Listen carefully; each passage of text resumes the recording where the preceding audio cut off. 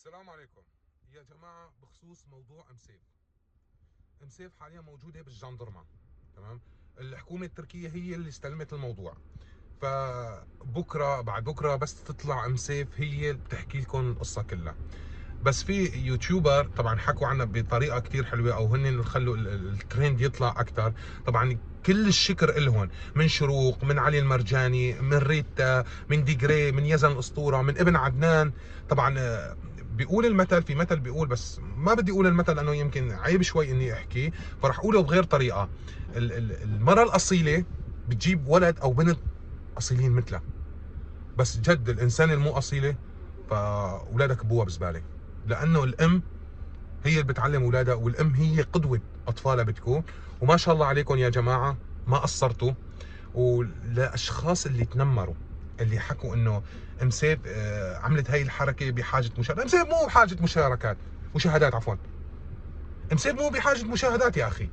فوت على يوتيوب وطلع الفيديوهات 30 مليون و35 مليون و30 مليون و25 مليون، وبعمرها ما تنمرت على حدا، وبعمرها ما علقت شعبين ببعضهم، وبعمرها ما قالت فلان سبوا فلان وتعوا سبوني، وبعمرها باللعبه ما غلطت على اي انسان سو ما كان جنسيته. فلهيك اغلبنا السوريين هلا، اخواننا العراقيين، اخواننا الفلسطينيين، اخواتنا من الاردن، اخواتنا المصريين، كلهم قاموا فرد امي مع ام سيف، لانه عارفين انه ام سيف بعمرها ما تنمرت على حدا، ما غلطت على حدا. فما بعرف ليش انه يوتيوبر واحد او اثنين والمشكله انه عندهم مشتركين، انه قاعد تتنمر. ليش؟ قاعد تتنمر بطريقه جدا وسخه. ليش؟ بدك مشاهده؟ خلص حكيني، تعال حكيني، بدعمك يا اخي، برفع لك شوي قناتك. وسواء كان تنمر علي، حتى انه صار تنمر كمان علي. مفكر اني اطلع على اليوتيوب رد؟